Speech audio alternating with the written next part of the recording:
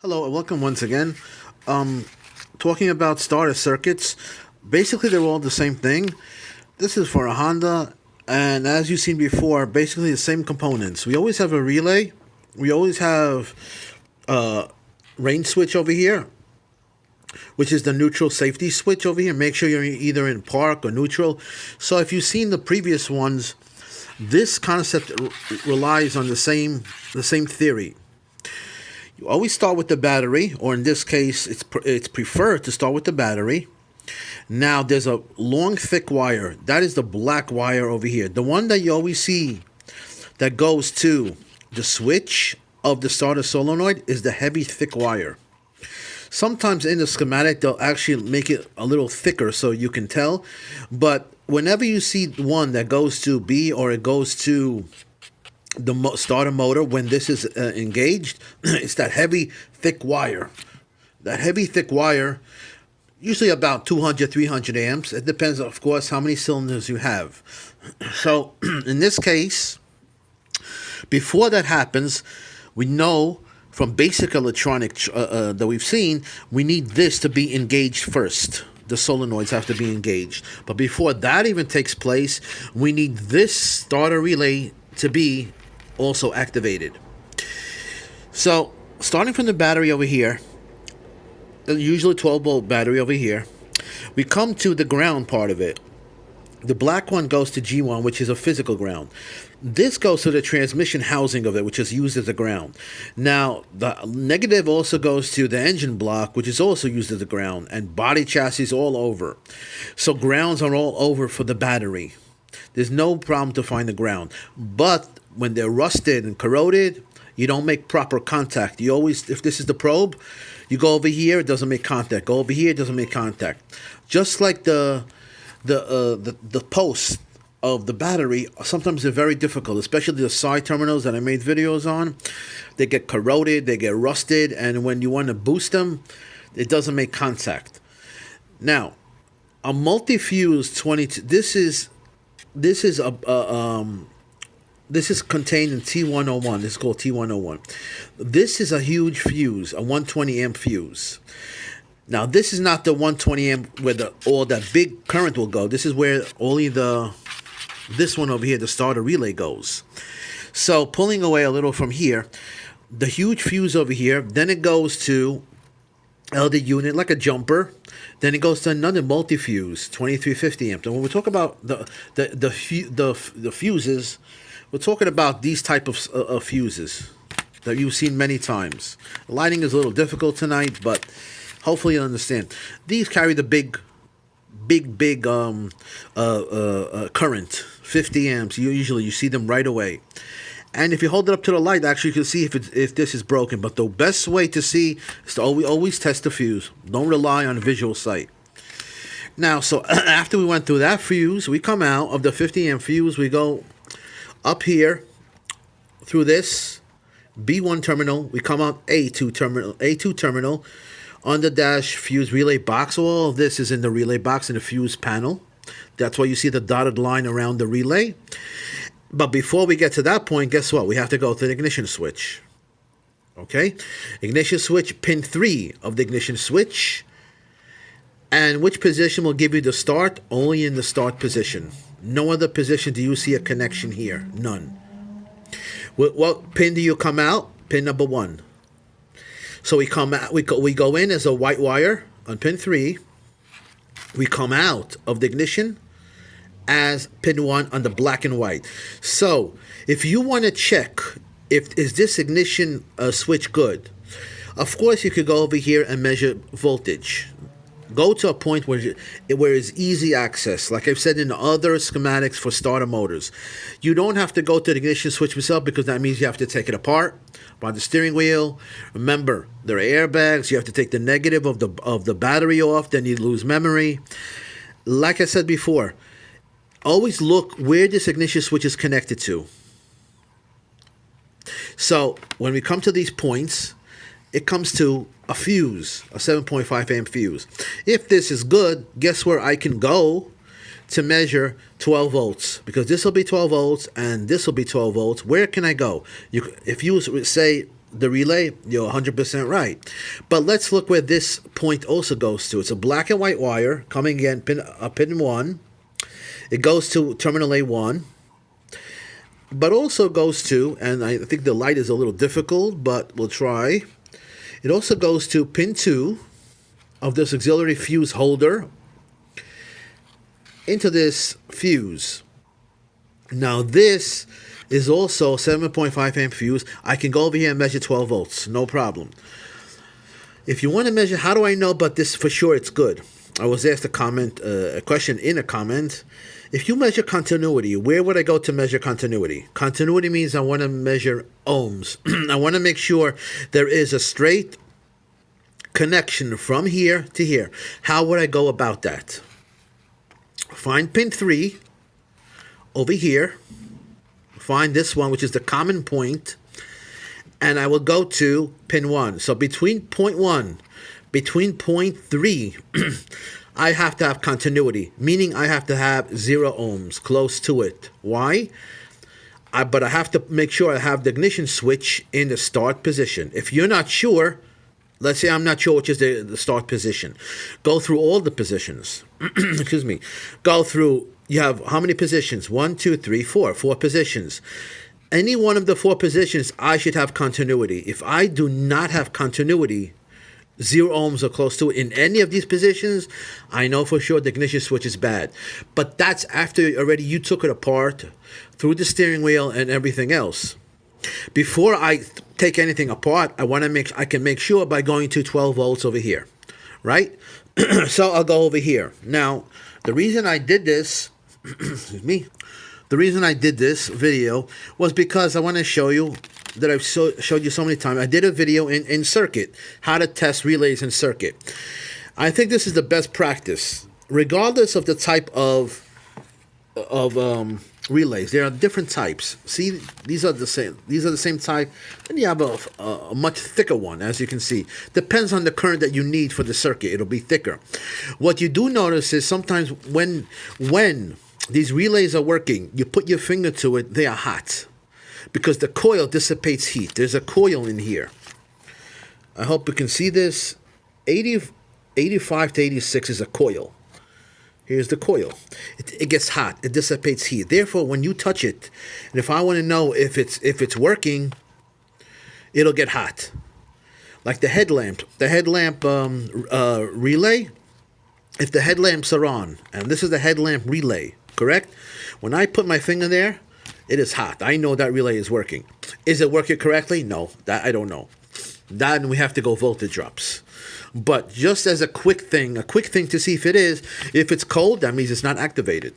But anyway, let's go over here. Now, when we discuss this over here, let's match up these things because I think it's very important to understand these two concepts. As you can see over here, and this is where the comment was sent to me, how do I know which is, the pins here are different. You see this is 4, this is 3 for the coil. This is not 4 and 3. This is 86 and this is 85. This is 1 and this is 2. This is not 1 and 2 over here. It's 30, 87A, and it's 87. When this is energized, this switch goes from 87A to 87. When you want to go to a point, and you know the point that I like to go and measure the output is over here. So the 1, current flows here. How a relay works, I was asked how a relay works. Well, current flows here from 3 to pin 4. It creates an electromagnetic field around it. When it creates electromagnetic field, there are contacts. Those contacts closed. When they close, this contact, instead of being from 1 to here, that doesn't solve anything because there's nothing connected here. The load is on this side. So when that magnetic field occurs across a coil, that closes the contact from 1 to 2. So now you are connected from 1 to 2. This is the circuit of higher current. This is the circuit of smaller current, or lesser current, I should say, lesser current. So let's match them up. We just said 3 and 4 are these. Which ones are these? 30 is the one that's always connected to 12. This is not the one that flips over. This is the one that flips over. So let's match them up. Which is the one that flips over? This and this, right? So going over here, it's 87A to 87. That's the one that flips over. Which is the one that connected to 12 volts? This one. This one, 30. 30 is the one. This is 30. This is 87A. This is 87. Therefore, once it's magnetized, this goes from 87A to 87 and closes the circuit. Remember, it's a little tricky when you look at the schematic. Not all schematics will have 86, 85, and this, and 30 and all that. You see, it doesn't in this one. That's why I wanted to bring this video to people's attention. You have to understand the concept. If you don't understand the concept of really how it works, you will not understand when it goes over here to match these up correctly. Now, let's say you wanna jump these. I went through this with the other video for GM. They're all the same. There's a relay in a starter motor circuit. I want to jump. Which do I jump? Do I jump this one to this one? Do I jump this one to this one? You never jump this one to this one. First of all, this has resistance, and you're taking the resistance out of the circuit. Always jump the switch, the contacts. This one to this one. So in this one, which would I jump if you do want to jump? Again, I'm against jumping relays. It doesn't solve the problem to me. So if I want to jump it, which one should I jump? I jump 30 to 87. Which one is that? I jump this one to this one. If you look at the bottom of it, because of the lighting problems, it'll be very hard to identify it, but they're all identified on the bottom of it. That's why there are 5 for these ones, because they make this one 87A. They refer to this one when it's open as 87A, another terminal. Excuse me. But this one over here has 4. You see the difference between these two? I was asked a question, when this is in this position, which is the one that we see in the schematic, they refer to this one as an extra terminal. This one is this one. But when it's in open position, this type does not refer to this as 87A. But this one does. That's why this only has 4. This has 5. No need to be concerned. You know the theory of relays. Even though this is open, I don't care that it's open. I need it to be closed from here to here. I need this one to be closed from here to here. Same thing, 87 to 30, 87 to 30. The point I'm trying to convey is a very, very important point. You have to know the relay again. Don't go by, well, if you look at this and say, where's point 1, 2? I want to jump 1 and 2. Well, where is it over here? There is no 1 and 2. No, you have to understand these are contacts that close, and therefore you go from here to here. 87 to this. Very important. If you jump the wrong one, like I got a comment, you'll fry the computers. You'll make a mechanic very, very happy, boy. So now, avoid things like that. Where do I go to measure? You know where I go to measure. This goes to the switch to ground, to physical ground. If this is working, where do I go? You know what I do, and I showed you in the video how to measure relays and circuits for fuel pumps for starter motors. This goes to the solenoid, which goes to the ground. So if this is good, this will be activated from here to here. So 1 will be going to 2. Now what do I do with this one? Which is the best point to measure? If you follow all my videos, always this point. Why? Regardless of the make and model. I don't care if it's a GM. I don't care if it's Asian. I don't care if it's European. I don't care if BMW. Doesn't make a difference to me what make or model it is. The relay is the relay. The concept does not change based on make or model of car. It's the same principle. A fuse is the same principle for a fuse. A fuse does not change according to GMs, according to Hondas, according to Toyotas.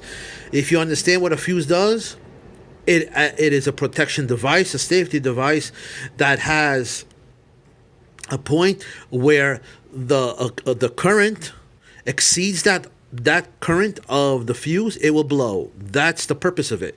This relay controls a low current circuit to a high current circuit. And what's the high current circuit? The starter motor. Same purpose. Same purpose. Doesn't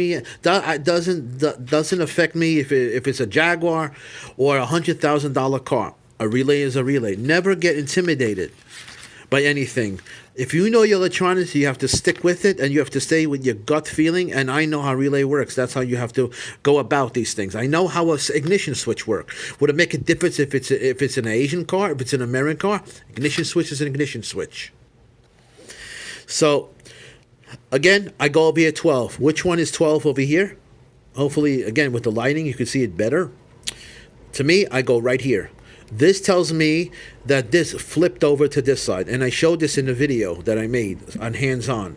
So if anybody doesn't see anything that I don't go over here, please go to my channel, Joe Electronic Schematics for Auto. The other one, Automotive Electronic Schematics by Joseph, that I'm trying to get monetized, very low in views. I neglected it. But the other one, thank God, is monetized. So thank you for that achievement. But anyway, where do I go to measure it? Right here. I put a wire in here. If you see that video, make sure to go to that video. I put a wire inside this, and I measure it in circuit, not out of circuit. I don't take this out of circuit. That tells me absolutely nothing. I go over here and I measure. This is pin 2. Well, to me, this is pin 2 right here, 87. I put a wire in there with it activated. If I get 12 volts over here, what does it tell me? That tells me this is connected to ground. This is working. It tells me this is working to 12 volts. It tells me this is energized, right? Because in order for this to flip, this has to be energized. It tells me this safety switch is in the right position. Because if this would not be, let's say this would be in reverse. Would I have current flowing here? No way. I could have 12 volts over here, yeah, because it's connected to 12 volts. But I would not have, you have to have 0 volts here. If I have 12 volts over here, 12 over here, this is floating. I'm not connected to neutral or park. Remember that. So first I go to 12, then I go to 12 over here. I go to this one. You could go over here. First I go over here, then I would go over here. Make sure on the opposite side that I have 12 volts. If I have 12 volts over here, then I go over here and make sure I have 0 volts over here. Then I go inside the relay. Okay? If you have 12 volts over here again, and I have 12 volts over here, you're not connected to ground. Current is not flowing. Remember the video that I made? Very important. You can have a voltage drop here, and I can have a voltage measurement here, but is current flowing? No. Like I always say, the outlet in your house is 120 volts RMS, 60 hertz. Remember that, 60 hertz. Not 50 hertz, 60 hertz. Then, if you don't have an appliance, if I don't have my TV connected to that outlet, don't you measure 120 volts at that outlet? Absolutely. But do you have current flowing? No, because it's not connected to a load. So I hope this helped. Like I said, please go to my channel. There's another part over here that goes to the computer. That's something else. I don't want to go through that right now. I just want you to get the basic idea of this one over here. We need this one to work, then this side will work. And of course, when this is activated, the pinion gear engages with the flywheel ring gear. And that engages the crankshaft. Then once this happens, then you get that heavy current going through. And this one is closed. See this? Same idea as this. Same idea. Electromagnetic field here closes the switches here. So now this switch is in this position. Okay? So I hope this helped. Again, I'm trying to prove a point.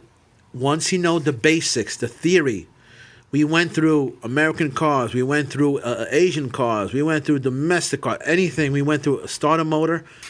It's the same concepts all over again. Fuses, with relays, with starter motor, with solenoids, with grounds, B pluses. Now, usually there's a problem. These blow on these things, these big ones.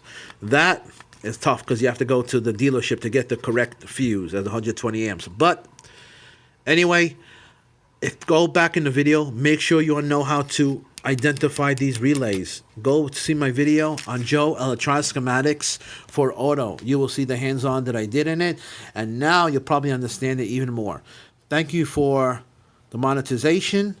I put a lot of work into it, but the effort was well achieved, I believe, and appreciated. Thank you so much.